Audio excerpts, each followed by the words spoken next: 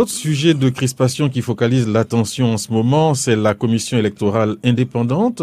La crise politique prend une tournure juridique. Le Conseil constitutionnel a rejeté le recours engagé par l'opposition parlementaire à l'effet de contester la conformité de la Constitution du projet de loi portant recomposition de la commission électorale indépendante. La requête, dans une décision rendue publique ce lundi, a été déclarée irrecevable en la forme. Le PDCI-RDA vient de saisir officiellement la Cour africaine des droits de l'homme et des peuples. Le professeur Maurice Kakougui-Kahué, secrétaire exécutif du parti, a en outre révélé que le chef de l'État égyptien Abdel Fattah al-Sisi, président en exercice de l'Union africaine, ainsi que Moussa Faki Mahamat, le président de la Commission de l'Union européenne, ont également été saisis. Bruno Nabagné-Koné, on parle de la Cour africaine des droits de l'homme, on parle de l'Union africaine. Est-ce que cette crise de la CEI n'est pas en train de prendre une tournure un peu trop importante? Ce serait dommage qu'elle prenne une tournure trop importante, tout simplement parce que beaucoup de personnes, quelques hommes politiques semblent ignorer que la situation est redevenue normale en Côte d'Ivoire. Nous savons tous que jusqu'à 2000, les élections étaient organisées en Côte d'Ivoire par le ministère de l'Intérieur. C'est depuis la crise, le coup d'État de 99, la crise des élections de 2000, la rébellion de 2002, les crises successives que notre pays a connues, que toutes les parties sont convenues de s'entendre sur un arbitre. Un arbitre donc des élections qui serait la commission électorale indépendante, qui a connu, comme vous le savez, plusieurs recompositions, on peut dire, depuis la première mouture. Mais chaque fois, notez les évolutions qu'il y a eu, chaque fois, ça a été de moins en moins de représentants du pouvoir et du gouvernement. J'allais dire, c'est la même logique qui a conduit à la dernière recomposition, qui a permis aux représentants du pouvoir et du gouvernement de passer de 50% pratiquement à juste aujourd'hui un tiers.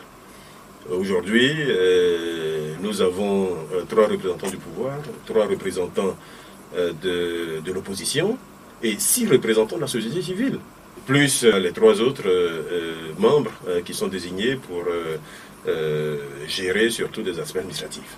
Donc on ne peut pas dire aujourd'hui que cette CEI-là soit déséquilibrée. Bien au contraire, des efforts ont été faits depuis le début. Tout est mis en œuvre pour que le maximum de places soit accordé à l'opposition. Mais il faut savoir raison garder en toute chose.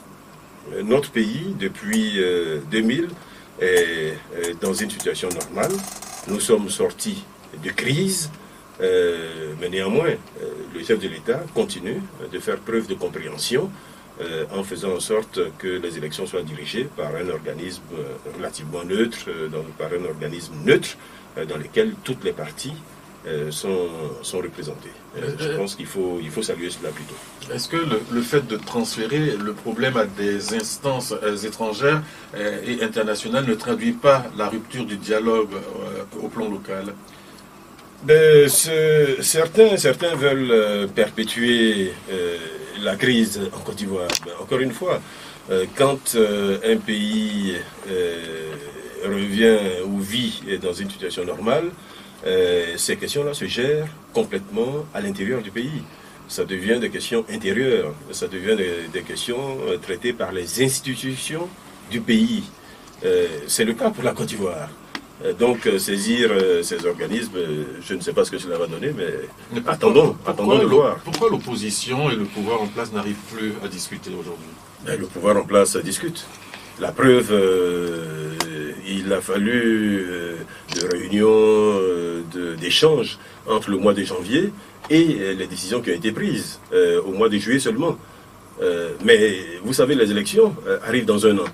Donc continuer à discuter aurait pu remettre en cause, ou contribuer à remettre en cause le calendrier de tenue de ces élections. Le chef de l'État tient absolument à ce que ces élections-là se tiennent à la date prévue par notre Constitution, c'est-à-dire à la fin du mois d'octobre 2020. Et tout est mis en œuvre pour cela. Et dans quelle atmosphère, selon vous, cette élection va se tenir, vu les crispations politiques actuelles? Il n'y a pas de crispation côté gouvernement. Le gouvernement a tout mis en œuvre et mettra tout en œuvre pour que ces élections-là se passent dans les meilleures conditions. Mais certains veulent que ces élections se tiennent à leurs conditions, eux.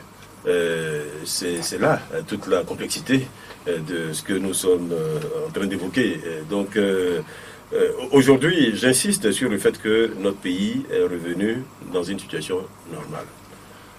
On ne peut plus continuer avec des arbitrages de ce type, on ne peut plus continuer à faire appel à l'international, etc.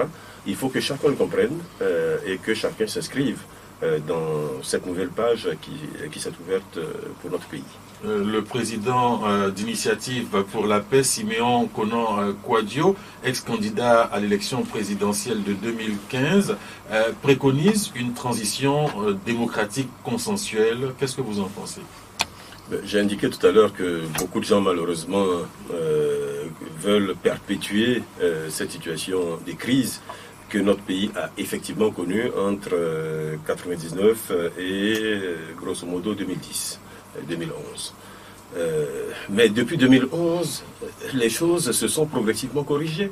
Depuis 2011, la situation est revenue à la normale. Depuis 2011, toutes les institutions fonctionnent normalement. La paix et la sécurité sont assurées dans le pays. Donc, qu'est-ce qui peut aujourd'hui justifier ce type de décision? Qu'est-ce qui peut justifier aujourd'hui une transition dans un pays qui marche normalement? On ne demande pas à la France aujourd'hui une transition, on ne demande pas même à des pays africains que je ne citerai pas, qui sont proches de nous, on ne leur demande pas de faire une transition. Non, la crise, il faut considérer qu'elle est terminée en Côte d'Ivoire. Vous suivez la semaine en revue. Notre invité est le ministre Bruno Nabagné Koné, ministre de la Construction, du Logement et de l'Urbanisme.